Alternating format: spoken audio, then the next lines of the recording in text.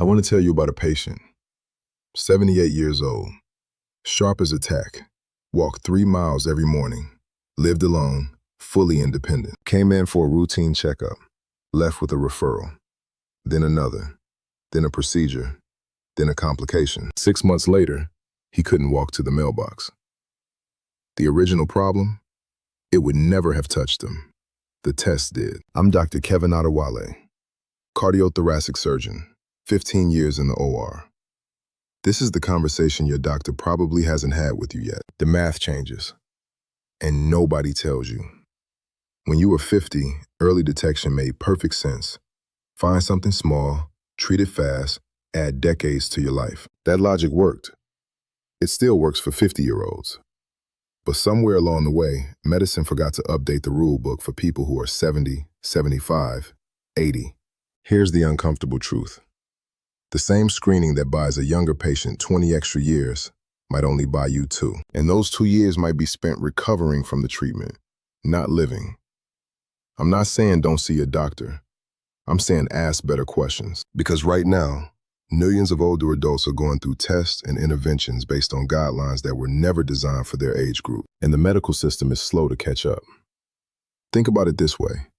Cancer doesn't always behave the same in an older body. Some tumors grow so slowly that a 75-year-old will simply die of something else long before that tumor ever causes a single symptom. Finding it doesn't save them.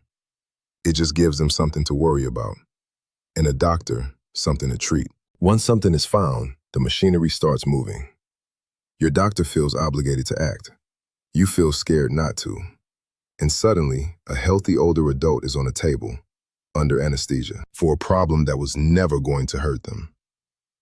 This is what we call the cascade effect, one of the most underappreciated dangers in modern medicine. It starts innocently. A routine scan, a borderline result. Let's just take a closer look. That closer look finds something else. That something else needs a biopsy. The biopsy causes a small bleed. The bleed needs monitoring. The monitoring reveals an irregular heartbeat. The heartbeat needs medication. The medication causes dizziness. The dizziness leads to a fall. I've watched this chain of events play out more times than I can count. A perfectly functional 72-year-old walks in for a checkup. And 4 months later, managing 3 new diagnoses, 2 new prescriptions, and a fear of leaving the house. But does every test lead there? No, the risk is real. It is documented. And it is almost never part of the conversation when a doctor hands you a referral slip. So let's have that conversation now.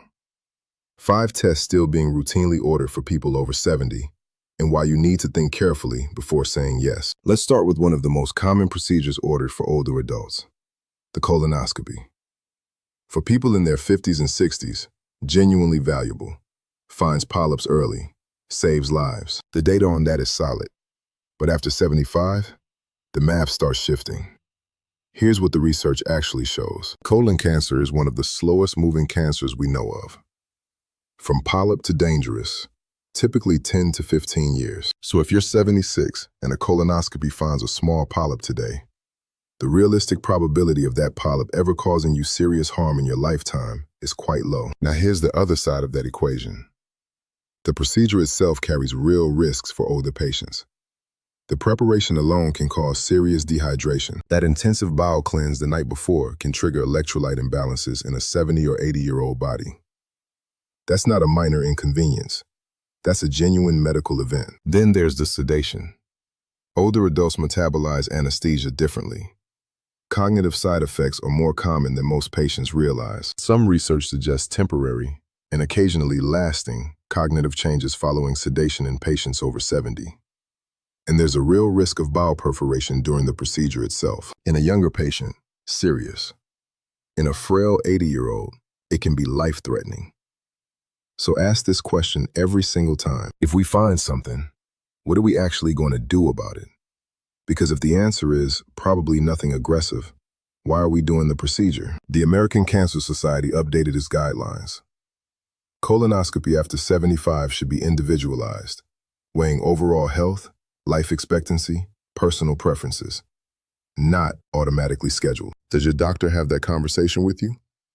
Or do they just hand you the referral? Ask. Every time. This one is harder to talk about because cancer screening feels like the most responsible thing you can do. And I understand that completely. The fear of cancer is real. The instinct to find it early is deeply human. But here's what 15 years of medicine has taught me. Finding a cancer and helping a patient are not always the same thing. Let's talk about PSA testing first.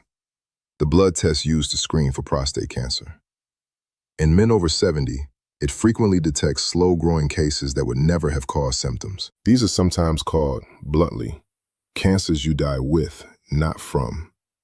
But once that number comes back elevated, the cascade begins. Repeat testing, then a biopsy.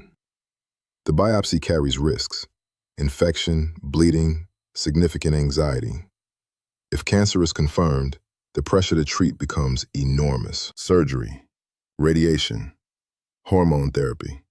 Each of these carries serious side effects: incontinence, impotence, fatigue, bone loss. For a cancer that was quietly sitting there, going nowhere, the U.S. Preventive Services Task Force recommends against routine PSA screening for men aged 70 and older. Not because the issue isn't serious, but because the harms of detecting it at that age frequently outweigh the benefits. Now, mammography. Same principle, different cancer. Breast cancer screening after 70 finds tumors, but a significant proportion are slow-growing, hormone-sensitive cases unlikely to ever spread aggressively. Yet finding them on a mammogram often triggers the full treatment protocol: surgery, radiation, sometimes chemotherapy. I've seen women in their late 70s go through extensive surgeries for tumors that, statistically, were never going to cause them harm. The surgery, the recovery, the reconstruction, all of it took a year of their life. A year of pain, limitation, and fear. For what? I want to be careful here. Some breast and prostate issues after 70 are genuinely dangerous. This is not a blanket statement against screening. It is an argument for an honest, individualized conversation. Before your next screening, ask, if this test finds something, what is the most likely treatment path? And what are the realistic risks of that treatment for someone my age? Ask it. Every time. The answer might surprise you. Let me ask you something. Have you ever had a cardiac stress test? Maybe you walked on a treadmill while electrodes tracked your heart. Maybe you were given medication to simulate exercise. And maybe the results came back with something: a flag, an irregularity, a let's look closer. If you're over 70 and you have no symptoms, no chest pain, no shortness of breath, no dizziness during activity, that test may have opened a door you didn't need. The problem with stress testing in asymptomatic older adults: the test has a high false positive rate in this population. That means it frequently flags something that looks like a problem, but isn't actually causing harm. And once that flag goes up, the next step is almost always catheterization, a procedure where a thin tube is inserted into your arteries to get a closer look at the heart. It carries real risks: bleeding, arterial damage, kidney stress from contrast dye, and a small but real risk of stroke during the procedure itself. These risks are higher in older patients.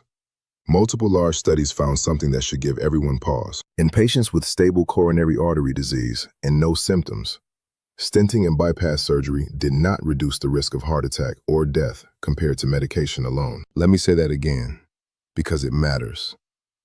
For stable asymptomatic patients, opening up the arteries surgically produced the same outcomes as simply taking the right medication. So what should you do instead? Focus on what actually works: blood pressure control, cholesterol management, not smoking, staying physically active. These interventions have decades of evidence behind them, and zero risk of landing you in a catheterization lab. Hip fractures in adults over 80 are genuinely dangerous. Up to 30% die within a year from related complications. So of course we want to prevent fractures. Of course bone density matters. But the way we're going about it after 80, it's not always helping. DEXA scans, the standard test for measuring bone density, are widely used and largely straightforward. The scan itself is harmless. The problem isn't the scan. The problem is what happens when the numbers come back low. Because when a DEXA scan shows osteoporosis in an 81-year-old, the almost automatic response is to prescribe bisphosphonate medications. These drugs work by slowing bone breakdown. In the right patient, at the right time, helpful. But in very elderly patients, the picture gets complicated. They can cause serious gastrointestinal side effects, including esophageal irritation.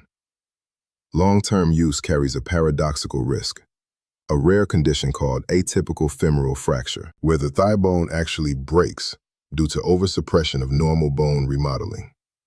A medication meant to prevent fractures can contribute to one. So what actually prevents fractures in older adults? The evidence is remarkably consistent.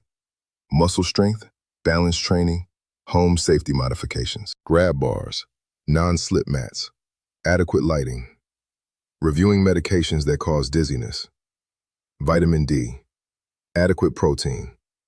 These interventions prevent the fall, and preventing the fall prevents the fracture. A DEXA scan won't tell you to install a grab bar.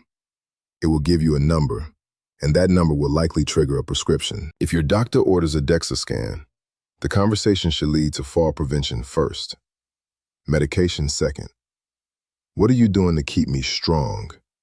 That is the right question. Let me paint you a picture. You're 74 years old, no symptoms, no dizziness, no weakness on one side. You feel completely normal, but your doctor orders a routine carotid artery ultrasound, a scan of the blood vessels in your neck that supply blood to your brain. The scan comes back showing significant narrowing, 70% blockage on one side. Now everyone is alarmed. Referral to a vascular surgeon. A recommendation to operate. Here's what nobody tells you clearly enough. For asymptomatic patients, people with no stroke symptoms whatsoever, the evidence for operating is genuinely weak. Multiple major trials have shown that the risk of stroke during the procedure can equal or exceed the annual stroke risk from simply leaving the blockage alone. Read that again. The surgery meant to prevent your stroke could cause the very stroke it's trying to prevent. And yet carotid screening continues to be ordered routinely. Partly out of habit, partly because finding a narrowing feels responsible. But responsible medicine means weighing what the finding actually changes. The American Heart Association guidelines are clear. Routine carotid screening in patients without symptoms is not recommended. Yet it happens every day in clinics across the country. If your doctor suggests this scan and you have no symptoms, ask directly, what will we do differently if this comes back abnormal? If the answer leads towards surgery, ask about the procedural stroke risk. Then ask about the risk of simply optimizing your medications instead. You deserve those numbers. So we've talked about 5 tests to reconsider. And I can hear some of you thinking, okay, what do I actually do? Do I just stop going to the doctor? Absolutely not. Please don't do that. What I'm describing is a shift in focus. Not less medicine, different medicine, designed for where you actually are in life. After 70, the most important medical goals change.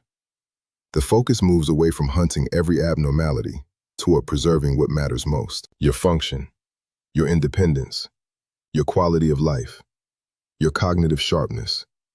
That is what real medicine after 70 looks like. Blood pressure management remains critically important at every age. Uncontrolled hypertension is a genuine threat. It damages the brain, the heart, the kidneys. Cholesterol management still matters, particularly with existing cardiovascular disease. Vision and hearing checks are genuinely undervalued in older adults. Poor vision causes falls. Untreated hearing loss is now linked in multiple studies to accelerated cognitive decline. These simple checks have enormous impact on daily function. Diabetes management remains essential. Vaccination, influenza, pneumococcal, shingles. These are evidence-based, low-risk, high-benefit interventions. Don't skip them. And perhaps most importantly, a thorough annual medication review. Polypharmacy, taking multiple medications simultaneously, is one of the most dangerous risks for older adults. Ask your doctor to go through every single thing you take, every year, and justify each one. This is proactive medicine. This is medicine that actually serves you. Here's the hardest part of everything I've said today. None of it matters if you can't talk to your doctor about it. I know that conversation feels intimidating. You don't want to seem difficult. You don't want to come across as someone refusing care. I understand that completely, but you are not refusing care when you ask questions. You are participating in your care. There is a profound difference. When a test is recommended, ask, what are we looking for? And what will we do if we find it? This single question forces a conversation before you commit to anything. Ask, what is the risk of this procedure for someone my age and my overall health? Age-specific risk is rarely volunteered. You have to ask for it. Ask, what happens if we watch and wait instead? Active surveillance is a completely legitimate, evidence-supported option. It is not giving up. It is choosing wisely. Ask, is this guideline based on research that included people my age? Many were developed from studies of middle-aged adults and extended upward without specific evidence. And finally, what would you recommend for your own parent? I've asked this of colleagues. The answer is almost always different from the standard recommendation. I want to be fair to your doctors. The system they work in is not designed to support these conversations. A typical appointment is 15 minutes. Ordering a screening takes 30 seconds. Having a nuanced conversation about whether it makes sense for you, specifically, takes 15 minutes that often don't exist. That's a systemic failure, but you can work around it. Bring a written list of questions. Ask for a longer appointment if you need one. Bring a trusted person to help you advocate. And if your doctor dismisses your questions rather than engaging, that tells you something important about whether that doctor is the right fit for this stage of your life. You have spent decades trusting medicine. Medicine owes you honesty in return. You deserve a real conversation, not a rubber stamp in a referral slip. Here's what it all comes down to. I've been a cardiothoracic surgeon for 15 years. I've opened chests. I've held human hearts in my hands. I have enormous respect for what medicine can do. The procedures I perform every week genuinely save lives. And that is exactly why I'm telling you this, because I have also stood at the bedside of patients who didn't need to be there. Patients who came in healthy, active, independent, and left diminished. Not because their disease caught up with them, because the medical system did. There is a moment in every one of those cases that haunts me. It's the moment before the first test, when the patient was fine, when the cascade hadn't started yet, when there was still a choice. That moment is what today is about. Giving you that choice back. Because right now, you still have it. Here is the single most important thing I want you to take from this video. More medicine is not always better medicine. After 70, the goal should not be to find every possible abnormality in your body. The goal should be to keep you strong, clear-minded, mobile, and living on your own terms. Those are not the same goal. And confusing them is costing people their independence, their dignity, and sometimes their lives. You are not a collection of numbers on a scan. You are not a list of findings on a report. You are a person with a life, and every medical decision should be measured against that life. What does this test change? What does this procedure protect? What does it cost if it goes wrong? Ask those questions. Demand those answers. Because nobody in that exam room is going to ask them for you. This is a conversation I wish someone had with every one of my patients before they came to me. I'm having it with you now. I hope it changes something. So let's bring it all together. 5 tests worth a serious conversation before you say yes. Routine colonoscopy after 75. Weigh the procedure risks against the realistic benefit for your age and overall health. PSA testing and mammography. Ask what treatment actually looks like before you agree to screen. The cascade is real. Cardiac stress testing without symptoms. Understand that finding something may lead to surgery that evidence shows doesn't extend life beyond medication alone. DEXA scanning after 80. Make sure the conversation leads to fall prevention first, not just a prescription based on a number. And carotid artery ultrasound without symptoms. The procedural risk may equal the risk of doing nothing. Ask for both numbers side by side. None of this means avoid your doctor. It means go prepared. Go with questions. Know that you have every right to understand what you're agreeing to and why. Here's what I want you to do today. Write down 3 questions from this video. Bring them to your next appointment. Read them out loud. See what happens. And tell me in the comments, has a doctor ever ordered a test that led somewhere unexpected? I read every single comment. Your experience matters. It might help someone else make a better decision. If this video helped you think differently, share it with someone you care about, because this conversation doesn't happen nearly enough, and the people who need it most may be sitting in a waiting room right now. And remember, everything I've shared today is general medical information based on current research and my clinical experience. Your situation is unique. Before making any changes to your care, please talk with your own physician who knows your full medical history. That conversation is always worth having. I'm Dr. Kevin Outweigh. Stay strong, stay informed, and stay in charge of your own health.